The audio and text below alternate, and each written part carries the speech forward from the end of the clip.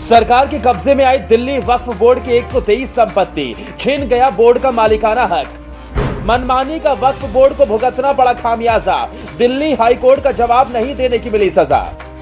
हाथ से निकली दिल्ली की अरबों की संपत्ति, वक्फ बोर्ड ने जताई फैसले पर आपत्ति। केंद्र सरकार पर बिफरे वक्फ बोर्ड के अध्यक्ष, कहा हाईकोर्ट करेगा न्याय या सूझेगा कोई अलग उपाय।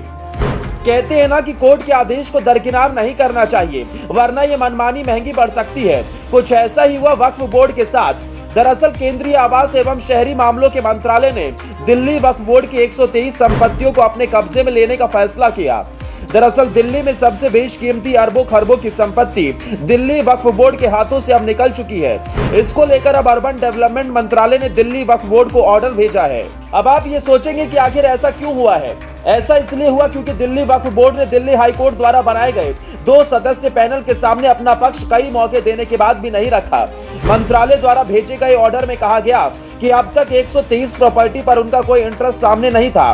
बोर्ड की ओर से कोई ऑब्जेक्शन रिप्लाई 2 सदस्य पैनल के सामने नहीं रखा गया था और इसीलिए पैनल की रिपोर्ट के आधार पर यह ऑर्डर जारी किया गया है।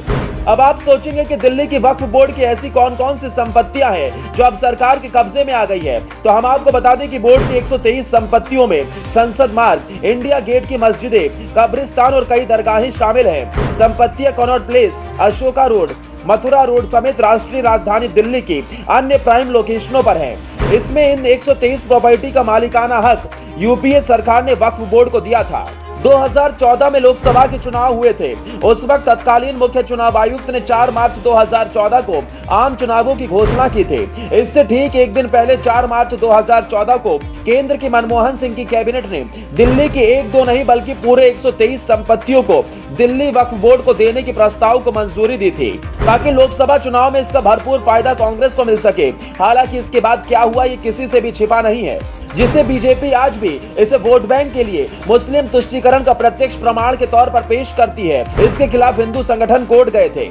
इन संपत्तियों को दिल्ली वक्फ बोर्ड को देने को लेकर विश्व हिंदू परिषद ने दिल्ली हाईकोर्ट में चुनौती दी थी। अगस्त 2014 में हाईकोर्ट ने आदेश का पालन करते हुए मंत्रालय ने हाईकोर्ट के पूर्व जस्टिस एसपी गर्ग की अध्यक्षता में 2 सदस्य समिति का गठन किया था।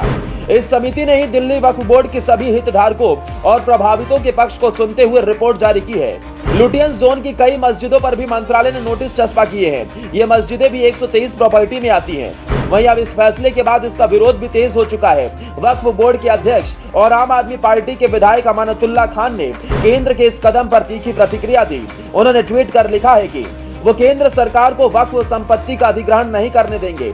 इतना हाई नहीं, पिटीशन की कॉपी को भी पोस्ट कर उन्होंने लिखा कि कुछ लोगों द्वारा इसके बारे में झूठ फैलाया जा रहा है। इसका सबूत आप सबके सामने है। बोर्ड के अध्यक्ष ने केंद्रीय मंत्रालय के deputy land and development officer को दिए जवाब में ये कहा कि दिल्ली वक्फ बोर्ड 2 सदस्य समिति के गठन के खिलाफ जनवरी 2022 में उच्च न्यायालय में याचिका दायर कर चुका है।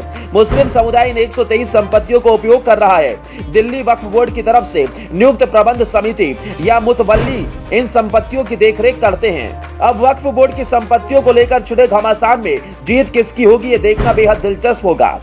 ब्यूरो रिपोर्ट, अपना इंडिया।